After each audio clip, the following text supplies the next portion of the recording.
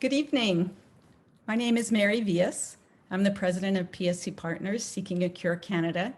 And together with Ricky Safer, CEO and founder of PSC Partners Seeking a Cure, welcome to the first of 3 pre-conference webinar series.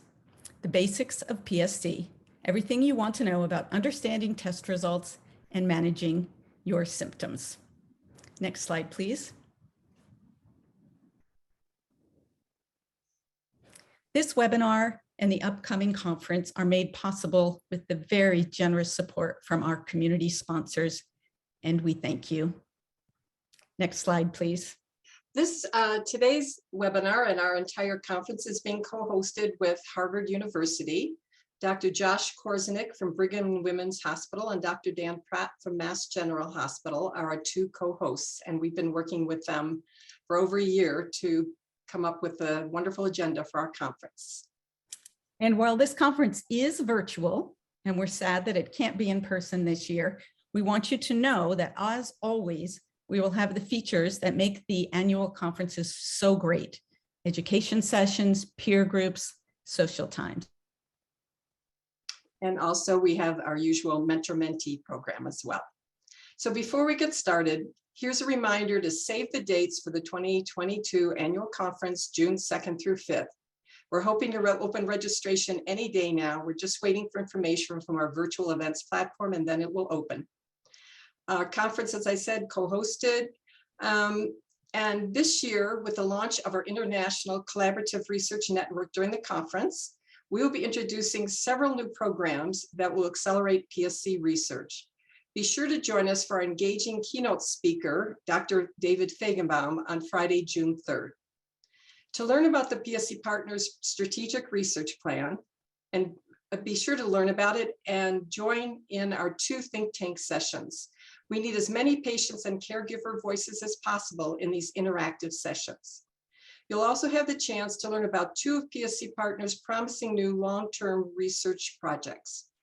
And watch for the options of joining a Meet the Professor session where you can ask any questions you have pertaining to PSC. For those of you who have attended past conferences, our typical conference educational sessions will be held this year as pre- and post-conference sessions starting today and going through December this year.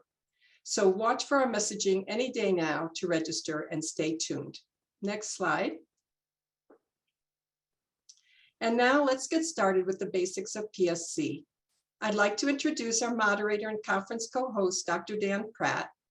Dr. Pratt is Assistant Professor of Medicine at Harvard Medical School and Director of the Autoimmune and Cholestatic Liver Center at Massachusetts General Hospital. Dr. Pratt's particular area of interest is autoimmune and cholestatic liver diseases, including PSC. Dr. Pratt is the head of the PSC registry at Mass General Hospital. We can't thank him enough for helping us plan our exciting 2022 conference. I'll turn it over to you now, Dr. Pratt. Thank you so much, Ricky. It is an absolute honor to be here and speak with this audience. And I must say, we're really excited about the upcoming conference. The amount of effort that has gone into coming up with, I think, is a really exciting program has been wonderful to see. So given the time constraints, I'm going to jump right in, and we have 2 excellent speakers after mine, and we're really happy you're all here tonight. So my title is PSC Diagnosis and Treatment Strategies in 2022. So I can, next slide, please. And so I wanted to start by talking a little bit about the basics, which is production of bile. So as we are all aware, the disease of the bile ducts, it's the bile which often causes a lot of the problems. So I think understanding a little bit about where it all begins is helpful. And a key part of the bile production are the bile salts themselves. So it's the bile salts that are so important for the absorption of fat and also a fat-soluble vitamin. So an important part of liver health is your liver's ability to produce bile salts, to secrete bile salts, and then to have them get all the way down through the bile ducts into the intestines where they need to be to do their job. The other one I wanted to highlight for you on this slide is bilirubin, that hepatocytes also excrete the bilirubin, and that's important because it can be a marker of disease, both dysfunction of the liver cells themselves, but also blockages in the bile ducts like we might see in a condition like PSC. So if I could have the next slide, please. So then the next step here is the bile, after it's secreted into those tiniest bile canaliculi, it makes its way down these tiniest of bile ducts, eventually finding its way to bigger bile ducts and then bigger and bigger bile ducts. We can go to the next slide. And eventually those bile ducts become large enough that they can be seen with standard imaging, with MRI scanners, CAT scanners, and this sort of thing. But if you look, these are larger bile ducts in the liver that find their way down. This is the right bile duct and the left bile duct. They come together to form the common hepatic duct and then on into the common bile duct, and they drain out into the first part of the small intestine called the duodenum. And remember, your gallbladder sits right here, just below the liver, and it's there as a reservoir for bile. And it's very important that it releases the bile at the appropriate times with meals to allow for digestion and absorption. So this schematic, I think, is a good one because it highlights some of the disease issues we face with PSC. And this is a chronic progressive cholestatic, meaning it involves the backup of bile, liver disease marked by inflammation and fibrosis of the intrahepatic and or extrahepatic biliary tree. Well, what do some of these terms mean? Well, if we could make a line sort of saying where does the liver end, it'd be right about here. So any of these bile ducts above this line are within the liver or intrahepatic, and everything below that, and of course the gallbladder is as well, are outside the liver or extrahepatic. So if you hear those terms, that's what we're referring to. The other thing I liked about this slide was the way that it highlighted the stricture. So this close-up is of this stricture right here, which is that narrowing, and you can see how tight it is, and you can imagine the bile is coming down to and hitting the stricture and actually refluxing. And it's the reflux of the bile which can be so damaging and cause secondary injury. And those bile salts, as important as they are for our digestion, when they're retained within the liver, they are very toxic with detergent-like properties, and so they can cause damage. But what's important about these strictures is they can either be inflammatory, because this is an immune-related disease, or they can be fibrotic. And when they get to the point of fibrosis and scarring, of course, they become much more difficult to manage. What we know about PSC is it's commonly and tantalizingly associated with colitis, either ulcerative colitis or Crohn's colitis. This is an association we haven't been able to unravel completely. In fact, the cause of PSC remains unknown, despite a lot of people working really hard at it. And we have as yet no proven therapies, although there are things that can be done. We'll talk about that. And of course, it can progress on to biliary cirrhosis and portal hypertension, and some patients do require liver transplantation. Next slide, please. So how do we diagnose PSC? Well, as the clinicians, the way that they usually come to the liver doctor's attention is that someone's checked LFTs and found them to be elevated in a cholestatic pattern. Well, what does that all mean? If we go to the next slide, please. So LFTs stands for liver function tests, and you're going to get used to hearing that term. But I think it's actually good of you all to understand a little more what they actually are, because what's interesting about it is most of the liver function tests don't measure a function of the liver. They measure other things. But two that actually do measure a liver function are the albumin and the prothrombin time. And these measure the synthetic function of the liver. So these are proteins that the liver cells make. And so as the liver gets more damaged and less well, the albumin goes down, and the prothrombin time, which is a clotting test that's made up of a bunch of different liver proteins, actually becomes more extended as the blood's less able to clot. Tests that detect either liver cell dysfunction or bile duct obstruction, that's where the bilirubin comes in. So when we see patients with a high bilirubin, it can be either a signal that the liver is really quite sick and those liver cells are incapable of even excreting the bilirubin out of the cell, or it could be an issue with a blockage in the bile ducts. It's important, obviously, to differentiate those two. And then the final group are the tests that we actually use to detect liver injury. These are the ones that usually indicate to everyone, hey, there's a problem here. And then it's our job to say, well, what might that problem be? And the two groups are the aminotransferases, the ALT and the AST. And then the second group is the alkaline phosphatase and the closely associated gamma glutamyl transferase, GGT. If I could have the next slide, please. And the way that we use these LFTs is the pattern can be very helpful in terms of figuring out where the injury lies. And if you have a hepatocellular injury where the primary damage is at the liver cell level, then you have marked increases in the ALT and the AST and lesser increases in the ALK phos and the GGT. And so think about somebody who has a viral hepatitis, and viral hepatitis is the viruses are directly attacking liver cells. The other one is the cholestatic injury, and this is where you have marked increases in the ALK phos and the GGT and lesser in the ALT and the AST. And this is the classic pattern of diseases like PSC or PBC. You could have the next slide, please. So if we next slide.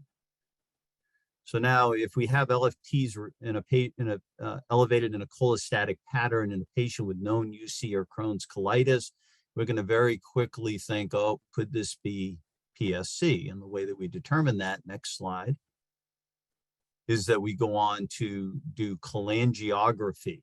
And the cholangiography simply means that we are imaging the bile ducts. And there are a couple of ways that we can image the bile ducts to look for those strictures that we saw. And that would be either MRCP, which is magnetic resonance cholangiopancreatography, or endoscopic retrograde cholangiopancreatography, ERCP. So what is the difference between these two? If we could have the next slide, please. So the MRCP, on the left-hand side, this is a non-invasive test. You do have to go inside the scanner, and for some people with claustrophobia, as you might imagine, it could be a little bit challenging, but the only invasive part is having an IV placed so you can be given IV contrast dye. The ERCP is invasive. It involves often general anesthesia and the passage of an endoscope down through the mouth into the stomach and to the first part of the small bowel, which is where that bile duct comes out. And so they can then access the biliary tree in that fashion. The MRCP is magnetic waves. There's no radiation. The ERCP, the endoscopists do have to use fluoroscopy, which is radiation, because they need to have a way of actually seeing the bile duct during the test, and we'll look at pictures. The MRCP is the choice, is the diagnostic tool of choice for PSC, and should always be the first choice. We never use an ERCP for diagnosis of PSC. The ERCP should be reserved for when an intervention is likely to be needed. And two possibilities are there's a little stone in the bile duct that needs to be removed, or we have a really tight stricture that we think we're going to want to dilate and sample. And we can pass a little brush up into the bile duct to brush it. The MRCP is not only used for diagnosis of PSC, it's then routinely used as part of our screening protocols for cholangiocarcinoma. So it's done repeatedly at various intervals, depending on what your physician feels is correct. The other thing about the MRCP is that we can not only see the bile ducts, we're going to see the entire upper abdomen. So we see the spleen and some of the other organs, which can sometimes be helpful in assessing patients, whereas ERCP doesn't have that ability. Next slide, please. Next one. And so this is a picture of an MRCP. And just to highlight for you, again, if we could draw that line between inside and outside the liver, it'd be about here. So everything above is intrahepatic. And if you look, there's a stricture right here with some dilated ducts. So this is intrahepatic disease. But the other thing to note is that, boy, this bile duct is really quite dilated. And if you follow it down, it gets narrower and narrower. So there was concern there was a stricture here in the very distal part of this bile duct, an MRCP. And if we could have the next slide, please. And here's what an ERCP looks like. You know, it's an ERCP because here's the endoscope coming down through the stomach. And there's a little catheter going up into the bile duct. And as the endoscopist injects contrast using the fluoroscopy, you can see that the bile duct turns dark. And this allows them to really look for stones and to look for those strictures with more detail. If we go to the next one, please.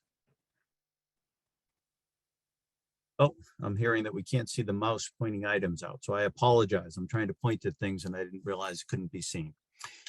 So if you look here, team, these two are actually the same patient. So again, on the right-hand side, you can see that dilated bile duct narrowing down.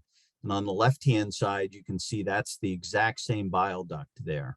And so what you see is as they head down to the very bottom, there's a stricture there, which was dilated and sampled, and happily there was no cancer. And with the dilation, the patient actually did quite well. If I could have the next slide, please. And have the next one. So if we've done our MRI, it looks diagnostic of the strictures that we've talked about. What's really important is radiologists cannot tell PSC from other types of sclerosing cholangitis. So next slide. What's really important is that every patient with newly diagnosed sclerosing cholangitis should have blood tests to assess for other causes, including a CA19-9 to assess for bile duct cancer, and IgG subtypes to assess for IgG4 associated disease. And that's really responsive to steroids, really important to identify. If we go to the next slide, please. And next. So how about if our MRCP is normal or non-diagnostic and we're still concerned this could be PSC? We have the next. We would proceed to a liver biopsy. And one more, please. What we're looking for then is looking for evidence of small duct PSC. So involvement of those ducts that are too small to be seen with imaging, yet still this can be consistent with PSC. If we go to the next one. So what do we see on the biopsy? And this is a classic finding. On the right-hand side, if you guys, I hope, can see, there's a bile duct there with rings of pink around it. And those are the concentric rings of fibrosis that we see. This is a classic bile duct onion skinning lesion. And so we see that maybe 10% of the time, very specific for PSC, but more likely, next slide, we're going to see this sort of a finding, which is where you see rather than one duct in the middle with lots of fibrosis around it, I hope you can appreciate there are a bunch of little ducts, and I apologize, I can't point, a bunch of little ducts around the edges. And what happens as the liver responds to the injury of the bile duct being damaged, it actually tries to produce newer bile ducts to take that role. And sadly, these bile ducts don't function, but that's called bile ductular reaction. If I could have the next slide, please. So the primary treatment, we're going to shift gears, and I really want to talk about treatment here with the rest of my time. Knowing that there is no FDA-approved therapy for PSC, but we also need to know that there are a number of promising therapies being evaluated right now. But until we have an FDA-approved therapy, it's important to know that treatment of any form, whether it be pharmacologic or endoscopic, that results in biochemical improvement is potentially a benefit to the patient. So in other words, we shouldn't be just doing nothing. In fact, we should be trying anything. So if I could have the next one, please. So why do I say that? Well, there's lots of data like this one, and what this study showed, published way back in 2013, the investigators were only interested in saying, if there's an intervention which improves the serum alkaline phosphatase, so the SAP you see at the top of the screen there, stands for serum alkaline phosphatase. If you can improve that to less than 1.5 times the upper limit of normal, so an alk phos in the MGH lab, normal is up to 100, so this would be less than 150, then those patients have significantly better outcomes than the patients for whom there was no improvement in the serum alkaline phosphatase, regardless of what was tried. So the point being, if we can improve the serum alkaline phosphatase, that our patients can potentially do better. Next slide, please. So what are the things we can try? Well, one of them is to try ursodeoxycholic acid. Well, this is a medicine. This is a bile salt. It's a more hydrophilic or water-soluble bile salt. I say it's a kinder, gentler bile salt than some of the quinodeoxycholic acids and some of the others that are typically in bile that are more detergent-like. So what we know about this is that there was a standard dose urso trial, this is on the right-hand side, of 13 to 15 milligrams per kilogram per day. And what they showed in this trial was that they could improve the liver biochemistries. And I've underlined it just to make the point So we've just said if you can improve the liver biochemistries, there could be some benefit. Sadly, in this particular trial, which wasn't a huge trial, but they weren't able to improve hard clinical outcomes. So the feeling was it didn't work. And then they said, well, if a little bit of urso doesn't work, maybe a lot will work. And so the bottom part of the slide in blue shows the high dose urso trial of 28 to 30 milligrams per kilogram. And that one, sadly, was stopped prematurely for futility, but also because there were concerns about toxicity. And so high dose was definitely out. Standard dose seemed to improve the liver test, but they couldn't prove improvement in outcomes. So that then led to the thought, well, if we don't do standard dose, maybe we could do intermediate dose, underlined in red in the middle of the left side.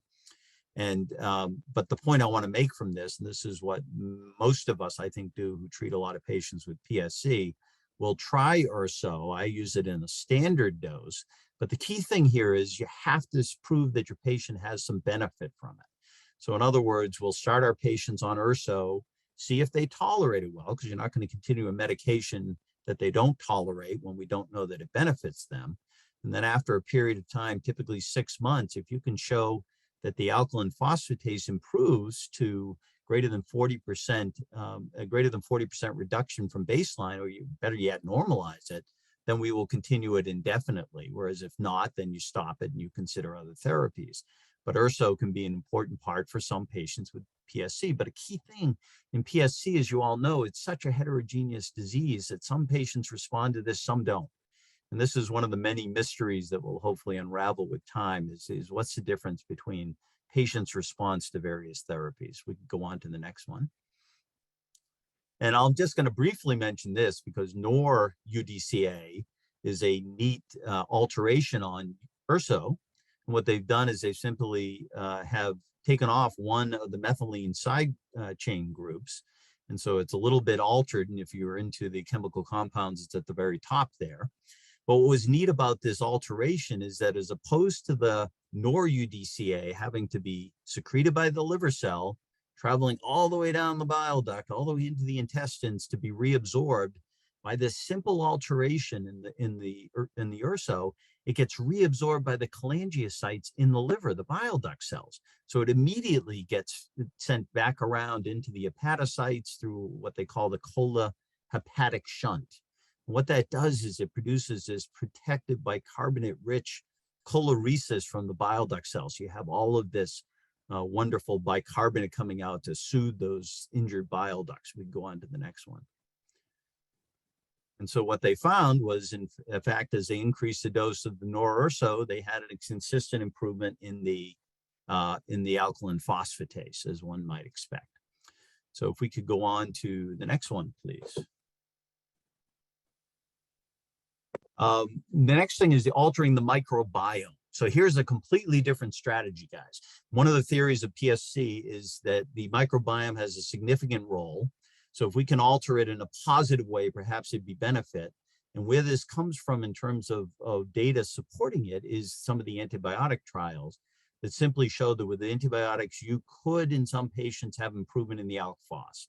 Anytime you use chronic antibiotics, you have to remember there's a theoretical risk of development of antibiotic resistance. We go to the next one. But oral vancomycin in particular has gotten a fair amount of interest and traction. But when you look back on it, it actually came from a very small, uncontrolled trial in pediatric patients that seemed to show dramatic results. There was, interestingly, a retrospective review of a large consortium database in pediatric patients that showed no change in clinical outcomes for patients treated with oral vanco versus urso versus controls. But I want to make the point that with larger groups like that, you may be diluting out the smaller group of patients who would benefit from it. So those of us who use oral vanco will use it like I mentioned with the urso, where patients who want to try it, once they understand the risks and the benefits, they'll go on treatment, and we monitor their biochemical response. And if they're responding, we'll consider continuing it. We go on, please. I'm not going to spend any time on this for the sake of time because I'm getting reminders to wrap it up. But on the another way to alter that microbiome in a more aggressive way would be to do a fecal transplant. So this was a small study that we did, which showed that in the patients who are strong engrafters on the right-hand side, you could actually have a positive benefit on the alkaline phosphatase. So altering the microbiome may have a role to play. If we go to the next one. But my area of interest is not only the microbiome, but more importantly, the immune response to the microbiome. And so if we go to the next one, that the way the immune system works along our gut is we have these sentries, these innate immune cells called dendritic cells. And they're constantly sampling the bugs in the lumen of our gut. And so you can imagine if there's a bad bug there, it identifies, it signals the alarm, whereas if things look fine, then everyone can stand down. But what happens if there's something bad there, the dendritic cell acknowledges it, next one, and then the dendritic cells will migrate down from the mucosa, next one, and they actually go to the lymph nodes where they meet up with these naive T cells. And at that point, depending on the environment, you end up with a more adaptive immune response as well. But in patients where there might be genetic issues, altering the way that their immune system functions, which is one of the theories in PSC, that those patients have a more exuberant and more sustained immune response to triggers that shouldn't cause that degree of response. If we go on to the next one, and I'm going to wrap it up with the conclusions. So PSC is a progressive liver disease that results in strictures of the bile ducts. We have that strong association with inflammatory bowel disease. We'll hear a little more about from Dr. Bhan. The causes is yet unknown. There's no proven treatment yet. Diagnosis is based on cholangiography obtained with MRCP, but any therapy that improves the liver biochemistries may be a benefit for the individual patient. And so I will wrap up my piece there. And if we could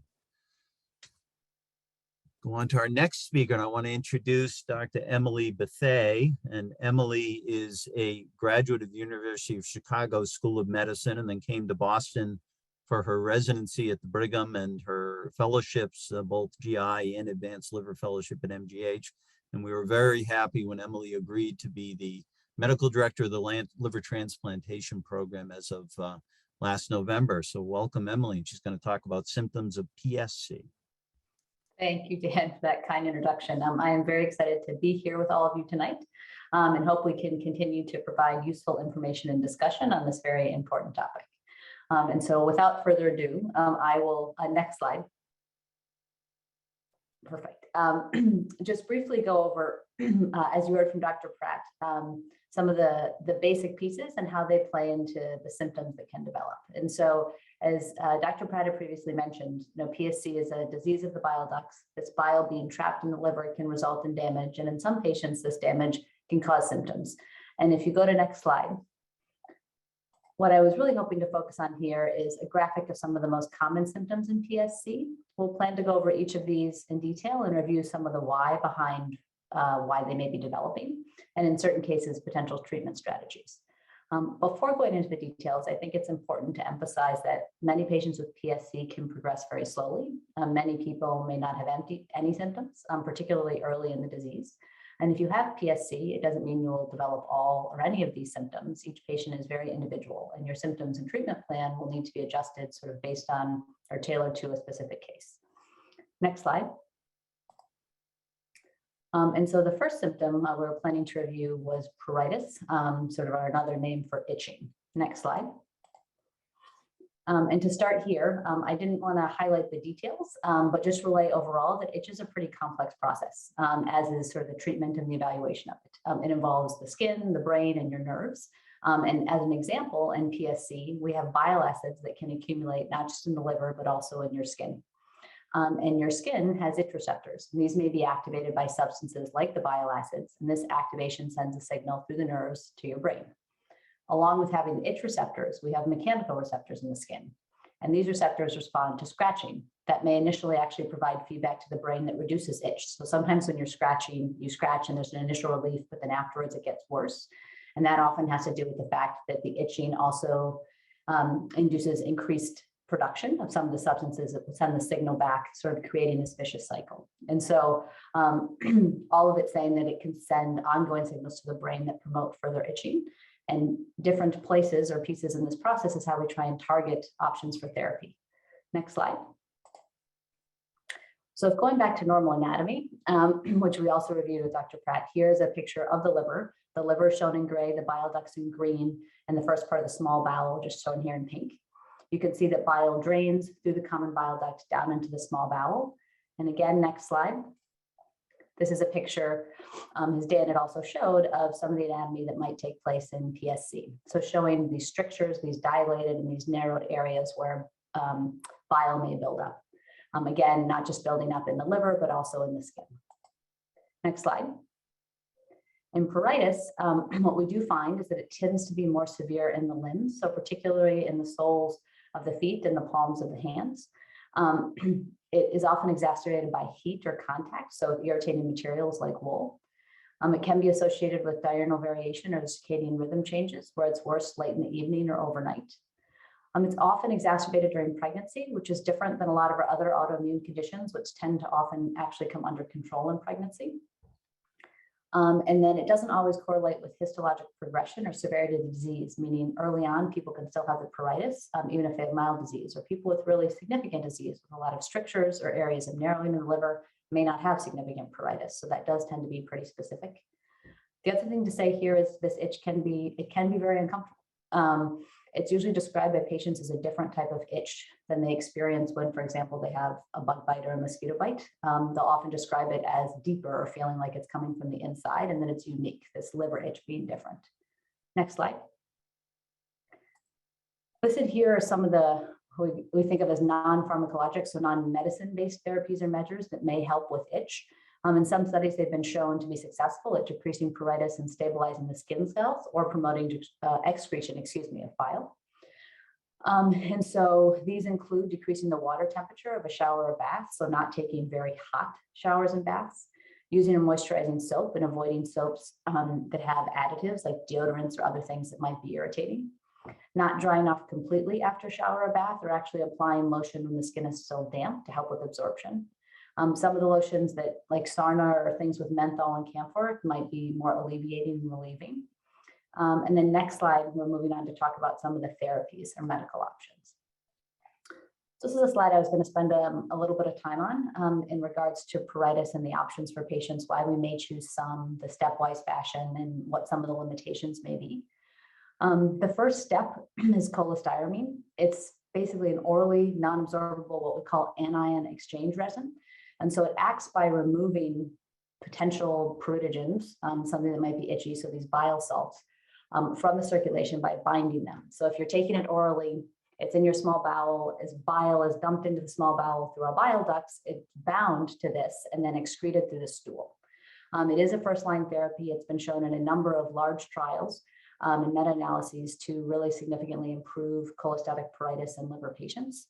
The challenge with it often is that it has to be spaced out from other meds and meals. So they often say 4 hours before or after any other medications, which can be a challenge if you're taking a number of meds. The reason that it needs to be spaced out is it can interfere with the intestinal absorption of these other medications, which you want to avoid. The other thing is that it doesn't have a great taste. It can be improved by maybe adding it with something else, flavoring, fruit juices, etc., but it's still not particularly palatable. And it can be associated with some other GI-related side effects. So some people, it might give some constipation or some looser stools, some abdominal discomfort and bloating. And so if people can tolerate it, it really is quite successful, but sometimes there's limited tolerance based on the timing of when you need to take it, excuse me, and some of the GI side effects. In patients who don't tolerate cholestyramine, the next line of therapy is rifampin. Rifampin is an antibiotic. It's often used as a second-line agent. The mechanism of how it works, its antipruritic mechanism, is not entirely known. It's thought to reduce certain types of autotaxin levels. These are some of the things that may contribute to the signaling that we showed in that first slide, signaling back to the brain that you're experiencing itch. And so it's thought or postulated that this is maybe how it works. In a number of randomized control trials, it's also been shown to reduce itch and has been accepted as sort of second-line therapy due to this. The side effects with rifampin are usually more mild, but some people do experience nausea or some, nausea, looser stools. Some have decreased appetites, lower levels of reporting headaches, more rare to have things like fever, rash, or flushing. But most of these side effects are actually transient. If people can get through it for sort of the first few days, they tend to dissipate or resolve, and they fully resolve with discontinuation of the drug. It is a med, however, that can have more rarely, but liver-related side effects. So hepatitis, increase of those liver numbers like the ALT and AST that Dr. Pratt talked about. It can have some impact on blood counts, a certain type of anemia or low platelets, or some injury related to the kidneys. And so while those are more rare, they are significant. So monitoring happens with initiation of the drug, and a need for discontinuation if any of those side effects do occur. And the third line therapy is naltrexone. So naltrexone is what we call a mu opioid receptor antagonist. Both naltrexone and naloxone fit in this family, and both of them have been used. It's recommended, as we show here, as the third line therapy for cholestatic pruritus. In particular, we move on to it. Sneeze, I apologize. When one of the first two therapies are intolerable.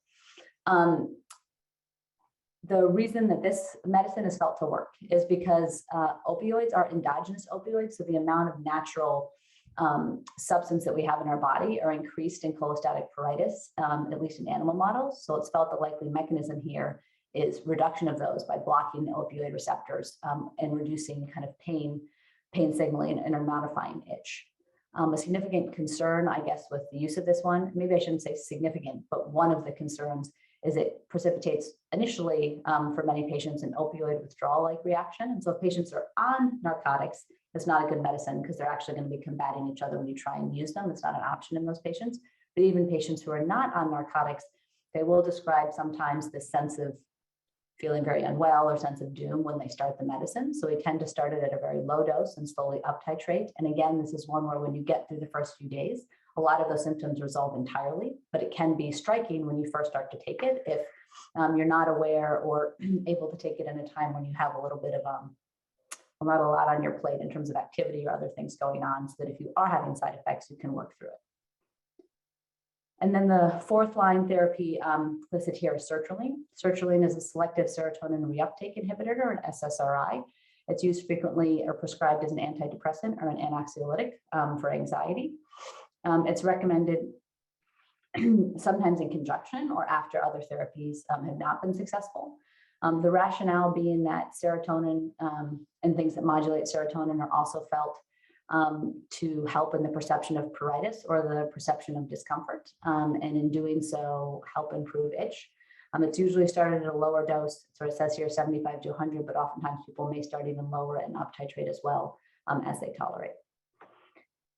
Patients with itch who have gone through all these therapies and not had success, sometimes are candidates for sort of salvage therapy or other interventions, but a lot of these are not particularly well studied, and there haven't been large trials to show success in things like ultraviolet phototherapy or certain endoscopic procedures to talk about drainage of bile. These are all things that maybe on an individual basis may be discussed with providers, but not something that largely has recommendations on.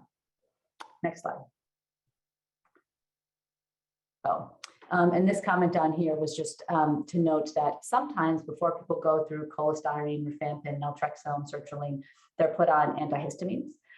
These, for different patients, may have an impact. They're not considered as first or any line therapies in cholestatic or liver-related pruritus, but they do have sedating effects. So for some people at night, taking things like diphenhydramine or Benadryl can be useful. Atarax is something that you see at certain times, but again, the mechanism actin through which they work is not something that correlates with particular efficacy in liver-related disease, itch, I should say. Next slide.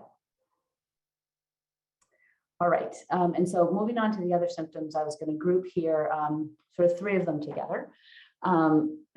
This is fever, chills, and shakes, and talk a little bit about cholangitis, abdominal pain, and also fitting into some of this is jaundice or yellowing of the skin.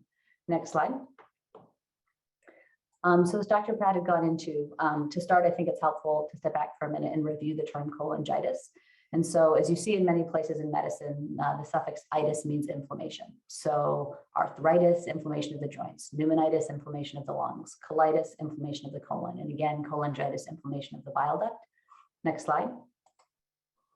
I think it's helpful to think about PSC as a chronic colitis, and note that there are different types of colitis, and bacterial colitis is more of an acute cholangitis. Next slide. We think about PSC more so as a chronic medical condition, and bacterial cholangitis may be helpful to think about it more so as an episode. Next slide. I think that was just a graphic, yes, shown here. And so patients with PSC, well, they may have the chronic condition, the cholangitic condition, can also have acute episodes of cholangitis. And that's what we wanted to focus on here. Next slide. So what happens during an episode of cholangitis? This is sort of going back to normal anatomy shown here. In the upper sort of left is all of the organs that sit in your abdominal cavity, and zoomed in the larger part is the liver. The pancreas sort of shown in yellow, and the first part of the small bowel shown in pink. Again, when bile drains from your liver, it drains down through all the bile ducts that were up in the intrahepatic portion of the liver, like Dr. Pratt mentioned, and down through the common bile duct into your small bowel. You can see a few drops of it coming here. In our small bowel live millions of bacteria, and normally the bacteria remain in the bowel and not up in the biliary tree. We usually think about our bile ducts or our biliary system as being sterile without bacteria in it. But in certain situations, bacteria can travel up from the small bowel up into the biliary tree. The most common reason to actually get cholangitis, sort of infection or inflammation of the bile ducts, which can lead to fever and other symptoms, which we'll talk about, is actually gallstones. So people have gallstones, they're sitting in the gallbladder, which is this green sort of balloon-like structure under the liver here. They can move out of the gallbladder into the common bile duct. And when they do so, the common bile duct gets dilated. So the size of the stone, so the common bile duct increases to the size of the stone. And then bacteria can travel up from this pink part of the bowel you see up into the bile ducts. And with a stone, in the absence of PSC, you can remove the stone and the bile flow goes back to normal. However, in PSC, next slide, when the ducts are narrowed or sclerosed, where there's inflammation, the bile may get caught, or bacteria may move up and get caught in these pocketed areas. And it's much harder to get for example, sometimes the bacteria out. Next slide. So when that bile flow is impaired, instead of just simply removing a stone, or maybe it is a stone in PSC that you need to remove, sometimes when the bacteria get up there, there's a constellation of symptoms you experience, and that can be fever coming from the bacteria that are in a place they're not supposed to be.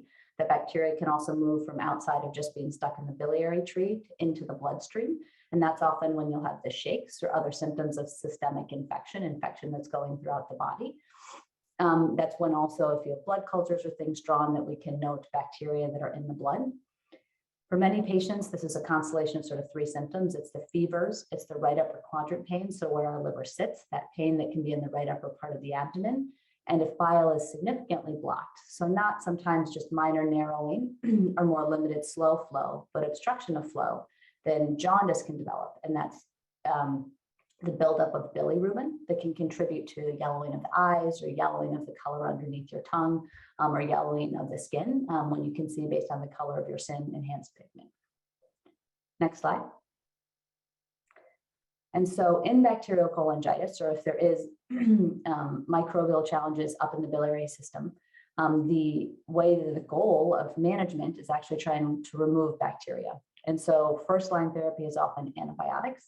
And so in some patients who maybe have more mild episodes of cholangitis, or a PSC patient who has these chronic sort of isolated episodes, sometimes there may be a plan to have antibiotics on hand, so you can take it to try and keep some of the symptoms at bay. Or for more significant symptoms, people may have to come in, they might have to get IV antibiotics, there may be other sort of plans. And so how to monitor your temperature, how to look for sort of the symptoms, how to look for what the plan is, depends on history. Some patients never have episodes of cholangitis. They've never had one and they never require one. Other people may have recurrent episodes or have certain anatomy. So certain strictures, like Dr. Pratt talked about, there may be an inflammatory one that resolves in time. There may be a fibrotic one that requires intervention. And so sometimes if you have an episode of cholangitis and we want to try and get to the source and make sure that we're clearing the bacteria, oftentimes people will have imaging to look at if there's any new strictures that developed. Sometimes there's the word called the dominant stricture. Maybe there's a large stricture in the common bile duct or one of the ducts that can be accessed by one of these procedures, an endoscopic retrograde cholangiopancreatography or ERCP, like Dr. Pratt mentioned. And that's where we would go down through the esophagus into the stomach and into the first part of the small bowel is shown here. And then a wire is put up into the biliary tree, and maybe you have to dilate one of those strictured areas or try and at least pull out some stones or sludge or anything else that may be causing obstruction to improve the bile flow and again, try and clear the bacteria from the system. In addition to antibiotics or procedures that may be needed, there are medicines to be used during episodes of cholangitis. So Tylenol, things to help treat fever or pain. There are also things that are focused on. And again, these are sort of the mainstays when we talk about treatment of bacterial cholangitis. We really do try and avoid in PSC procedures where we go directly into the bile ducts, for example, with drains or to leave indwelling stents. As much as we can, try and not do that. That's often the goal. Next slide. Here, I was just stepping back to say just quickly about yellowing of the skin or jaundice, that both of them can be symptoms associated with PSC. While in general, we stuck fevers, chills, abdominal pain, and jaundice in together with cholangitis, you don't have to have all of these together. You can have any of them in isolation, and sometimes over time, there might be some of the intrahepatic or other bile ducts impacted by PSC, which lead to a chronic elevation, for example, in the bilirubin. And this doesn't have to be associated with pruritus or with pain or with fevers, chills, or symptoms of infection. It can just be an isolated symptom on its own, and is not uncommon in PSC. Next slide. And then the last symptom I was going to talk about here was fatigue. Fatigue is something that is very common in patients with PSC. In some studies, it's reported as the most common symptom. I wanted to touch briefly on what we think about in fatigue-associated or PSC-associated fatigue, and some of the things we want to make sure happen. Next slide. And so in general, when we talk about fatigue, it's different than tiredness. So tiredness we describe as something that is very common in all of us, but often relieved with sleep or rest. Fatigue is the overwhelming sense or tiredness that isn't relieved by getting those things. Again, as just previously mentioned, it is a pretty common symptom in PSC, but it doesn't have to relate to the severity of disease. And so some patients can be very early in disease and experience fatigue, or some patients late in the disease don't have fatigue. It doesn't necessarily correlate. The exact mechanism that causes PSC is unclear. It's felt to probably be a contribution of different things in different patients. So it could be disturbed sleep patterns. It could be related to discomfort or pain that may impact sleep or be something entirely separate. It could be related to autonomic dysfunction. So our ability or our body's ability to regulate certain tone of our blood vessels that can contribute to our blood pressure, or how we move from laying to sitting to standing, and what that does to our blood pressure and perfusion to the brain. Could be related to psychological distress, depression, or comorbid illness, things like inflammatory bowel disease or other conditions that are associated with PSC. Next slide. I think it's important to relay, what we think about and what your providers can do to help. Fatigue is very common, and because it's common in PSC, it doesn't mean that all fatigue in patients with PSC is actually resulting from the PSC.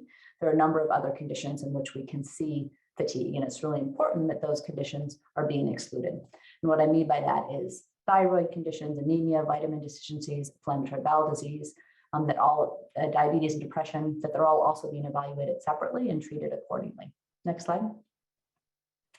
And while there's no specific treatment for fatigue in PSC itself, there have been a number of cases in some studies more recently that have suggested that exercise in patients with PSC may actually be helpful in reducing that symptom. And so it is something that's also been recommended.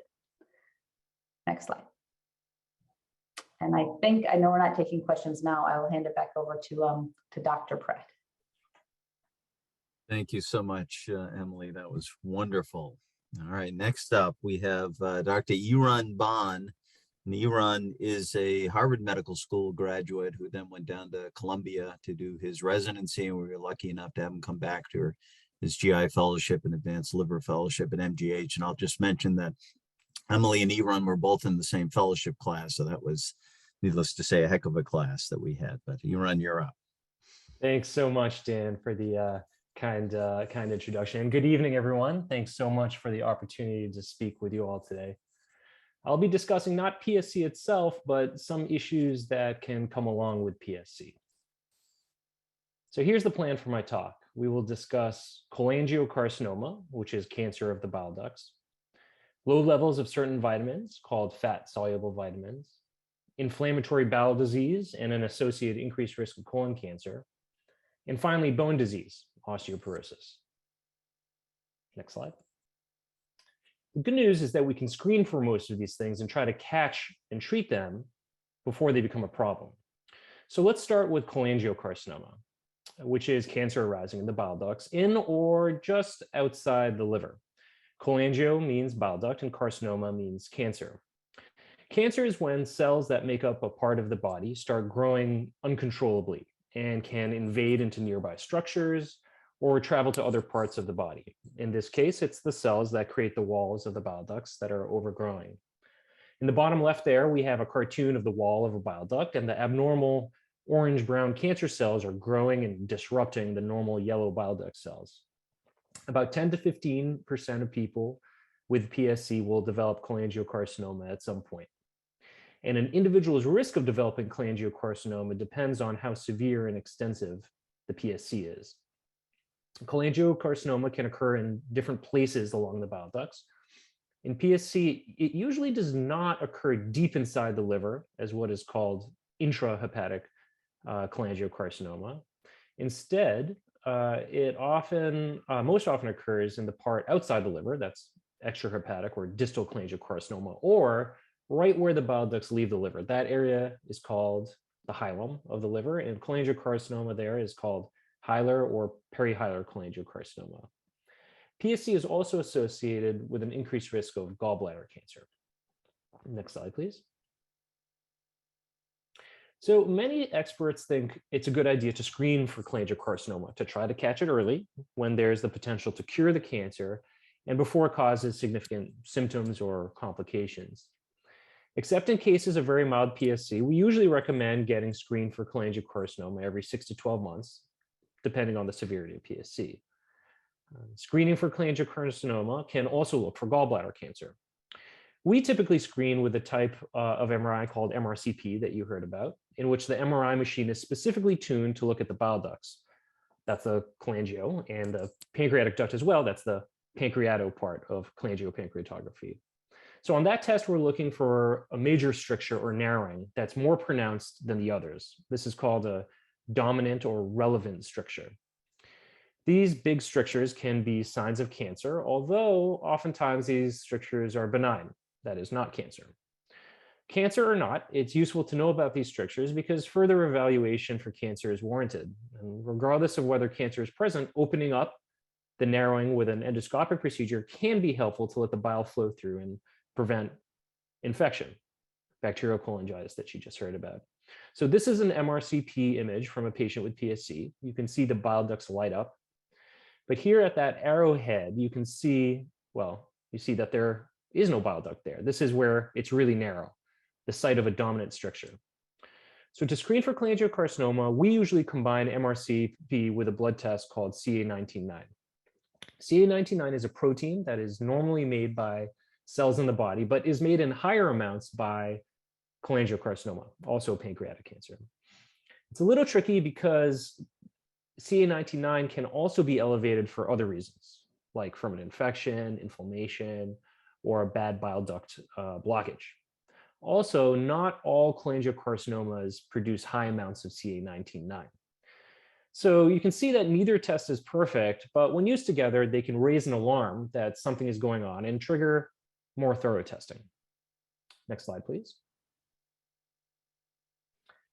Well, then how do we actually diagnose cholangiocarcinoma once we find something suspicious on MRI or blood testing? The next step is undergoing that endoscopic procedure, ERCP. With this procedure, a camera is placed through the mouth, into the stomach, into the beginning of the small intestine where the bile duct connects.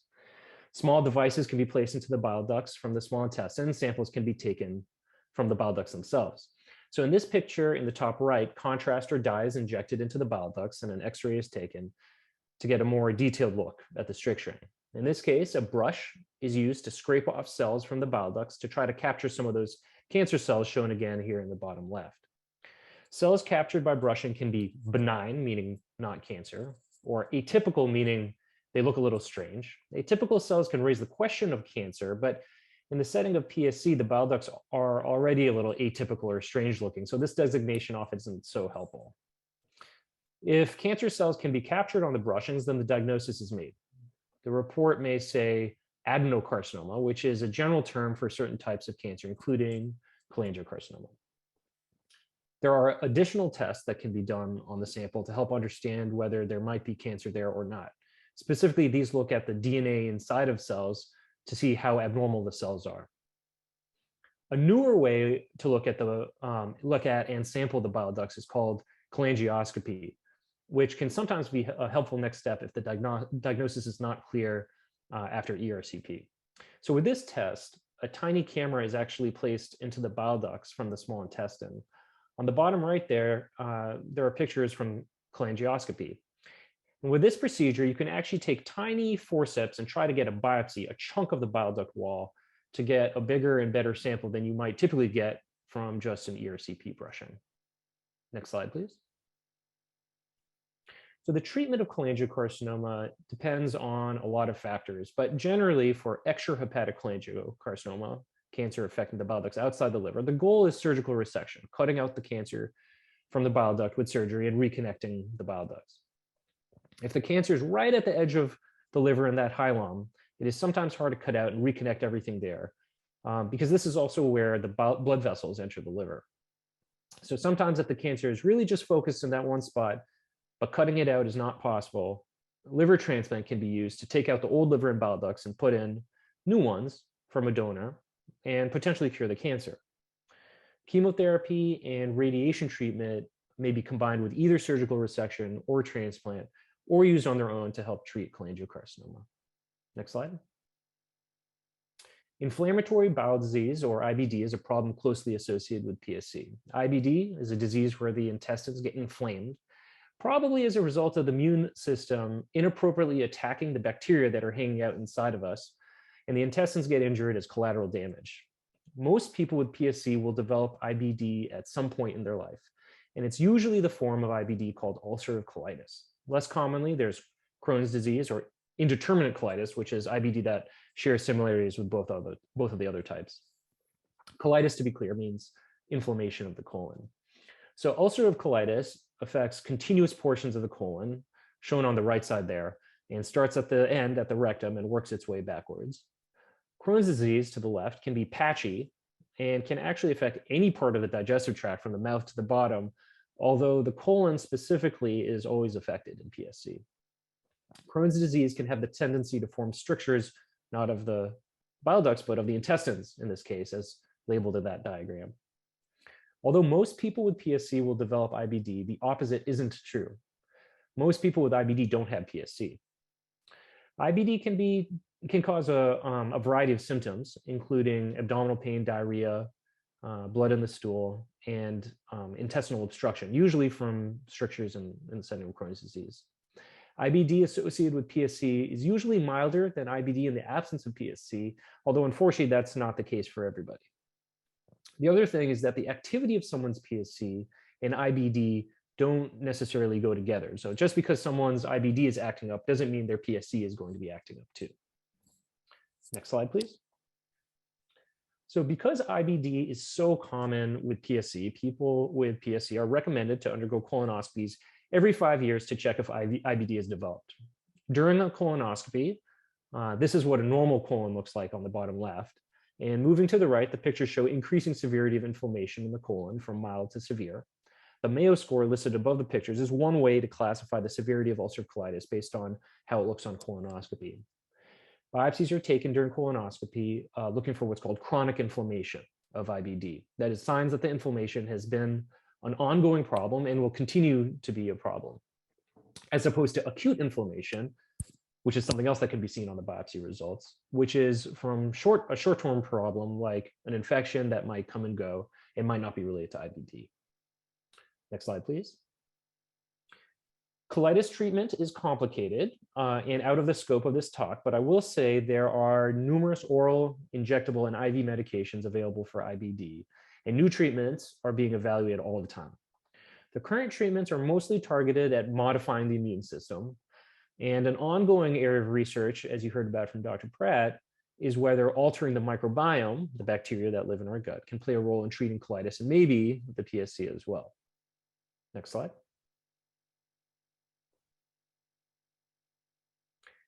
IBD alone is associated with an increased risk of colon cancer. The risk of colon cancer is even higher, about threefold higher in people who have both PSC and IBD.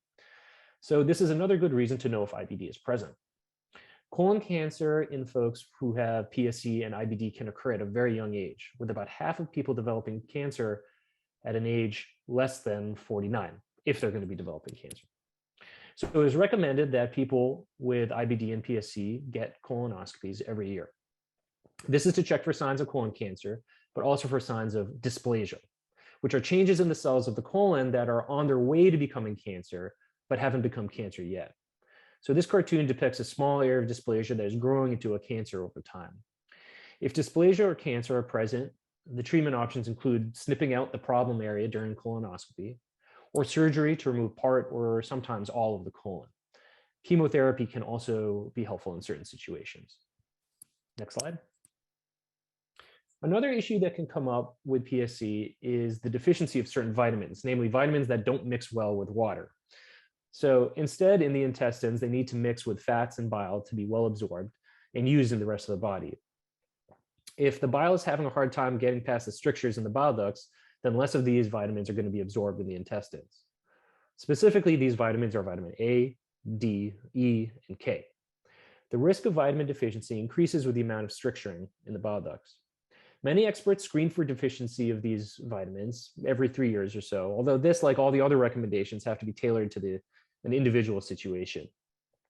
When these vitamin deficiencies get severe, people get symptoms like what's displayed here on the right side of the screen. So night blindness with vitamin A deficiency, bone fragility with vitamin D deficiency, nerve and muscle problems with vitamin E deficiency, and easy bruising and bleeding with vitamin K deficiency. If a vitamin deficiency is found, taking a specific supplement for that vitamin can correct the problem. For most people, adjusting one's diet is not enough to make up for the deficiency. Next slide. PSC is also associated with thinning of the bones. At the bottom of this slide is a cartoon of what a zoomed in picture of bone looks like. When the bone starts to thin, that's called osteopenia. When the bone gets so thin that there is a significantly increased risk of fracture, that's osteoporosis. The risk of osteoporosis is higher in folks with both PSC and IBD. It also increases with age. Vitamin D is important for bone health, as we just discussed, but that's not the only reason why bones thin in PSC and IBD. There's probably something else going on here preventing the bones from staying strong that relates to the bile in PSC and the inflammation of IBD, but that's not yet completely worked out. So it's recommended that people with PSC get bone density testing with a DEXA scan done every 2 to 3 years, because there are medications that can help strengthen the bones and help prevent fractures if osteoporosis is present. Next slide. So to summarize, people with PSC are at increased risk of cholangiocarcinoma or bile duct cancer, but screening with MRCP and CA19-9 can help. PSC is associated with IBD and colon cancer, both of which can be identified with colonoscopy. Vitamin deficiencies can be caught with blood tests and treated with supplements if needed. Osteoporosis can be found with a bone density scan and treated to reduce the risk of fractures. That's my talk, and thank you for listening. Thank you so much, Irun. That was terrific. And so if I could have Emily also come back on.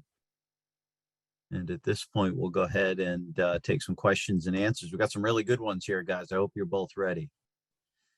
So Emily, I'll let you answer this one, because this is something that a lot of patients ask, and I think it's a good one to maybe you'll have an easy answer for them. But now the question is, I have no symptoms, even though my liver enzymes are very high. How can that be? Yes. I think it's a very important question, and in many ways, you might get some different answers. But I think big picture, when we think about symptoms, there are varied symptoms and different reasons that you may develop them. And so one brief way to kind of think about it is the liver. When we actually talk about innervation and other things, it's not super highly innervated, aside from the bile ducts and the liver capsule itself. And so when people have an acute hepatitis and the liver swells, they may experience discomfort from stretch. Or if certain things are happening with the bile ducts, significant strictures or backup, there may also be symptoms. In some patients, the innervation is such that they don't experience those symptoms. And if there aren't really large dominant strictures or things causing bacterial episodes of cholangitis, you really may be pretty symptom-free, which we hope would continue. That's a good thing. And so the goal is always to still try and, as Dr. Pratt said, if there's therapies, other options down the line, things that can bring the alkaline phosphatase down, we'd want to do that. And then we'd also just want to make sure too that there isn't anything else going on. For example, an image that showed, a question or findings that look like PSC, but anything else that's contributing to the liver test being abnormal. Perfect. Thank you, Emily.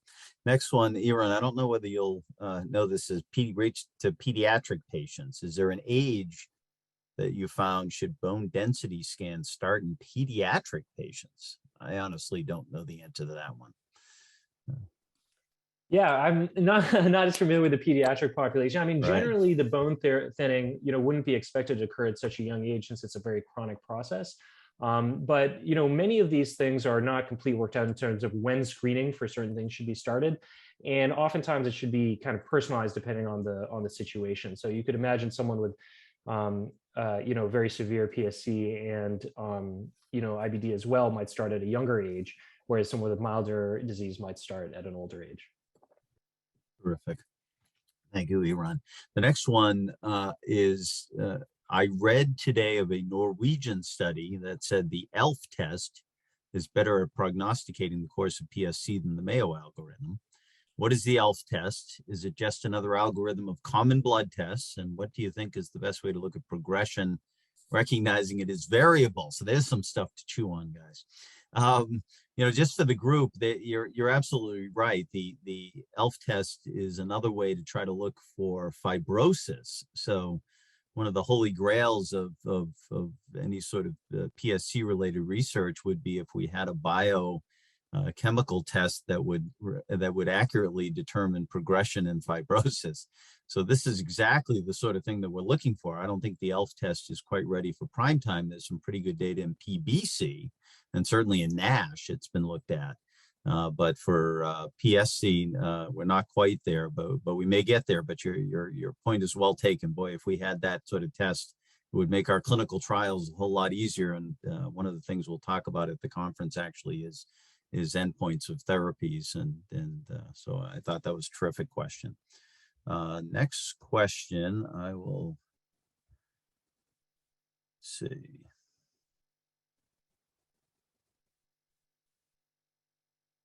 A bunch have popped up, holy smokes. Irun, maybe I'll have you answer this one. Can vitamin deficiencies have long-term permanent damage beyond osteoporosis, or can the impacts be mitigated/corrected upon supplementation? So these days, it would be very rare for the vitamin deficiencies to cause any long-term permanent damage. One, because we're looking out for these things and often catch them before they're even symptomatic, or we're catching them when they're in the kind of early symptomatic phase. Particularly long-term vitamin A deficiency could possibly result in some, blindness that is night blindness that is irreversible, but that would be very rare these days. And I think that's probably less of a concern for someone who is being actively followed and monitored. Perfect. Thanks, Irun. Emily, I'll give you this one. How do you help patients who are young adults determine the pros and cons of living donor transplant versus waiting based on their risk for developing cancer? That's a weighty question, Dr. Bhan. So I think, but a really excellent question. So I think this gets at something that I didn't touch on in symptoms related to, I guess, two aspects of when you consider liver transplant. In PSC, we think about liver transplant if patients have progressed to what we think of as biliary cirrhosis. And so maybe they don't have cholangiocarcinoma concerns, but they have PSC that's moved on to give them persistent jaundice or portal hypertension or symptoms where they have fluid accumulating, really impacting their quality of life. And so in patients who were thinking about transplant, it may be for those reasons, or because they've developed cholangiocarcinoma or maybe precursor or something to suggest that they have earlier dysplasia, something going on in the bile duct, and that transplant could be curative, remove that risk of cancer. Living donor transplant is a type of transplant where instead of deceased donor, someone comes forward to offer part of their liver. And using part of the liver has a number of things we have to consider. Does this patient or is this patient recipient sick enough that they really need a whole liver? Can they do okay with a part of a liver? And what are sort of the risks and benefits of considering live donor? Because in those situations, unlike a deceased donor, there's also a risk to the donor.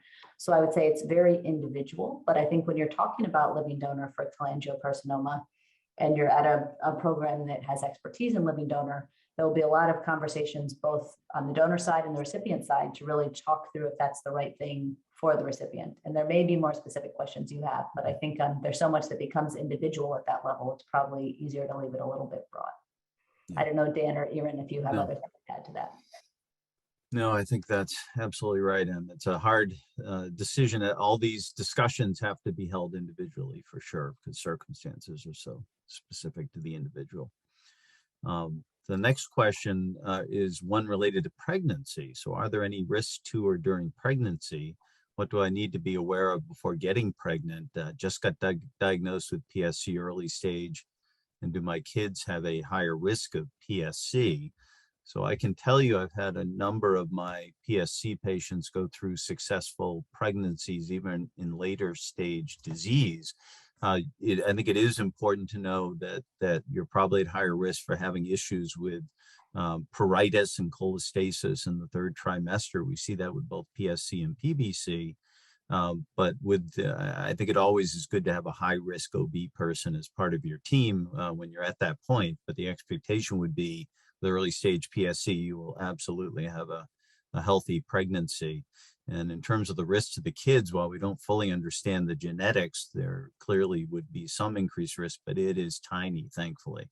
So I think it's exceptionally rare to have that cross generations, at least in my experience. So not something you have to worry about for your kids either. So I think you'll do really well.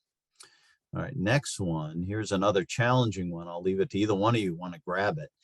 So my GI recommended doing an EUS to rule out other issues related to etiology, the bile ducts. I'm not sure about doing it. I read that endoscopic procedures in patients with PSC are associated with risk of complications such as cholangitis, pancreatitis, bile duct perforation. So what do you guys think? Any role for EUS and PSC? I see Irun coming right off his mute, so he's ready to jump in. Well, I'm happy to give my opinion, but also happy to hear any disagreement or alternative views. So, I mean, I think that endoscopic ultrasound can be very helpful in specific situations. I think we have to keep in mind that endoscopic ultrasound is to a significant degree a lot less invasive than ERCP, since we are not going into the bile ducts and not risking the chance of bothering the pancreatic duct as well. Endoscopic ultrasound itself is just a question of looking. Of course, there's the risk of the endoscopic procedure, anesthesia involved, and putting the ultrasound probe into the digestive system. It can be, in my experience, it can be particularly useful if we're looking for whether some stones might be lodged in a particular place. It can also be useful for looking at if there's a concern for some kind of growth, whether a thickening of the bile duct wall or something in the pancreas that needs to be looked at further. And so, of course, if something is going to be biopsied or sampled, there's some risk associated with that. But I think that it's my experience, it's kind of a targeted situation where there's something specific that we're trying to identify that it's particularly useful to see on ultrasound. But I'm eager to hear what other folks think. No, I think that's exactly right, Irun. I think it's usually for those very specific reasons that Irun said. You're worried, hey, there is a stone there, but I don't really want to instrument the biliary tree. That's where the risk of pancreatitis comes, as Irun said. So I think it could very much have a role depending on your particular circumstances. And so it may be a very reasonable choice.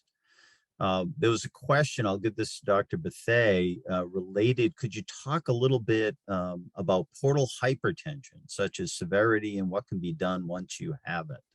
Yeah, that's a great question. And I think something that all of us regularly give sort of talks on just related to portal hypertension in and of itself. But we think about it as a backup in the portal system. So as we eat, as we do things, as we digest, we have all these veins that drain our intestines and feed through a network of veins up to a large vein called the portal vein that goes up to the liver. And when your liver gets scarred, it's sort of like a resistance in the system, a clog in the pipe, and there's backflow. So if we think about the portal vein going up to the liver and you're pinching the top of the hose, and that water or the blood is sort of, there's a back pressure and symptoms that can develop. The three things we hear about most commonly are sometimes fluid buildup. So people can get ascites or fluid buildup in the belly. They can get dilated veins as part of that back pressure. But they can also, if scar is forming in the liver and portal hypertension is developing, you can have encephalopathy or other symptoms that also result. We don't typically grade portal hypertension sort of based on imaging or what we see in the lumen when we go down an endoscopy, but we do say that it's normal if, for example, someone to measure the pressure that we have in the portal system for it to sort of be via something we call a hepatic venous pressure gradient. If we go down, we sort of inflate a balloon up in the veins that drain the liver, and we try and get a sense of how much pressure we're experiencing across the liver. Less than 6 is normal, 6 to 10 is portal hypertension, and greater than 10 or 12 is when people get clinical symptoms. And so sometimes we can grade it that way and try and think about ways to bring down the portal system or to use medicines to treat symptoms. Medicines like diuretics to treat ascites in the belly, ways to ban dilated veins in the esophagus to try and what we call obliterate them or get them to go away so there's not a risk of bleeding. Ways sometimes to do shunt procedures to actually bring down that pressure measurement so that you don't experience some complications, but it depends on the individual on what things we might consider. Terrific, thanks, Sam. All right, next one I can take quickly. It says, is there still hopeful therapies for us that have entered cirrhosis from PSC? And so, you know, the one of the key research areas in PSC, which we hope they'll come to fruition, is antifibrotic therapies. So a number of companies have been working on this. The Gilead Silofexor trial was particularly interested in looking for fibrosis changes, and there are actually a number of very interesting looking antibodies that are going to be coming out, which may targets very specific targets that may have antifibrotic properties. So yes, I think there is a chance that as long as cirrhosis has not progressed too far, that there are going to be opportunities for those patients. And so absolutely. And so I think it's important. I always say that I think patients with PSC, if they can, deserve to be at least seen once at a center that has an active research program, because there are often opportunities coming up to be participating in clinical trials if that's something you might be interested in as well. Let's see, the next one, I did have one here. Sorry, there are a bunch coming in, guys, or they're all bumping down very quickly. Let's see. Oh, here's one. I am trying to get on the liver transplant list, and if and when I get a liver transplant, can PSC come back again? Who wants to field that one? I can Emily? field that. All right. Yeah, it's a really good question. The short answer is we don't have great specific numbers in terms of ranges and percentages of recurrence. In general, it's rare to come back. Some studies suggest that it does come back over time in relation to some other risk factors. Some of them being, the immunosuppression you're on post-transplant, the amount of untreated inflammatory bowel disease, other things that sort of may play in. There's been some historic, suggestion that colectomy at the time of transplant or other things may reduce the risk, but there's nothing that's panned out long-term, and it's not something that's routinely recommended. And so what we typically say is if someone's sick enough to require, transplant, we try and make sure that they're on a good amount of immunosuppression, that we taper it carefully to limit episodes of rejection that may kind of prime the immune system, maybe for an autoimmune type related condition that could recur like PSC. But in general, we're talking about less than 20% recurrence rate. It is more common over time, but the longer you are out from transplant, and different studies sort of have different percentages here. But if people need a transplant, we wouldn't say recurrence post is something that would move us against it. We just try and monitor closely and make sure we do everything to limit the recurrence that we can. And an associated question I'll ask you quickly, Emily. Someone asked, are there differences in PSC and recurrent PSC? Are they the same disease? Are they different diseases?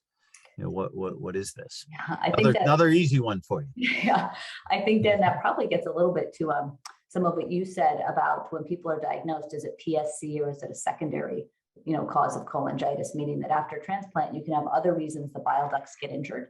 And so unlike our liver, which has dual blood supply from the portal vein and the hepatic artery, our bile ducts are largely fed by the hepatic artery. And after transplant, you have a hepatic artery that's been manipulated. You have a donor one and a recipient one, and they come together, and there's an anastomosis, and there can be a narrowing. There can be reasons that blood flow is maybe impaired. And there's something called ischemic cholangiopathy.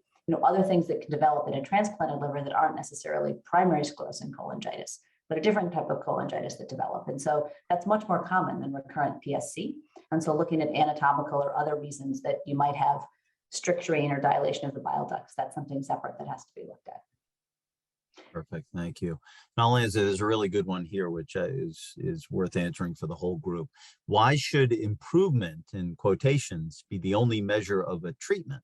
Why wouldn't no worsening also be a measure?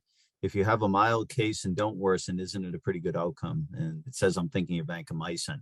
And absolutely, I think in PSC, you're right. Stability is good. And the hard part is with a lot of the therapies like urso and vancomycin and these things, what we've always used as our outcomes, guys, are related to biochemical outcomes. So you're right, the alkaline phosphatase has always ruled the day.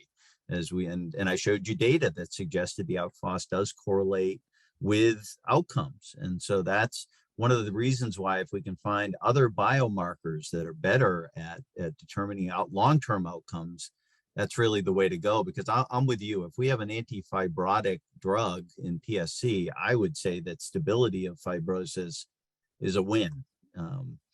Some of these others, it's always the issue of what is the FDA going to accept. And so that's a big part of what the discussions will be as the group and as part of the some of the interesting studies and exciting stuff that PSC partners will be starting soon. So a lot more to discuss at the conference coming up. Let's see, I had one here I wanted to ask Irun. Oh, well, Irun, you talked about it in your talk, at least the association between them. Is there, what is your theory? I want to hear your take on PSC and colitis. What are these? Because why do you have some patients who's had their colectomy 20 years ago and then develop PSC, and you have others who develop colitis only after they've had a liver transplant? How do you reconcile these issues? Yeah, well, that's a tough question, and I'm going to give you my answer, but it's going to be we're going to be clear that we're talking in the hypothesis space, okay, and that we're nothing here is proven. So I think that I think that one reasonable kind of idea is that it's not the same process that is causing both things simultaneously. Like we know from the histology, if we take biopsies of the bile ducts, we take biopsies of the colon in the setting of both active diseases, they look very different. It's not the same process occurring in one place and another. That's different than in other diseases. For example, sometimes I saw there's a question about IgG4 mediated disease. Other diseases, you might look in two different tissues and you might see the same process and you treat them, accordingly. So it stands to reason that there is some secondary effect here. And I think something very plausible is something originating from the microbiome. The interaction between the immune system and the gut bacteria, produces certain factors. Are they metabolites? They're, digestive products from the bacteria, or certain cytokine signaling molecules from the inflammatory cells that go and then instruct the immune system around the bile ducts to become scarred. It's a secondary, downstream effect, is at least what my hypothesis is. The issue here is that both the immune system and the microbiome are so incredibly complex. If you look at the diversity of microbiome from one person to another within one person over time, there can be a lot of changes.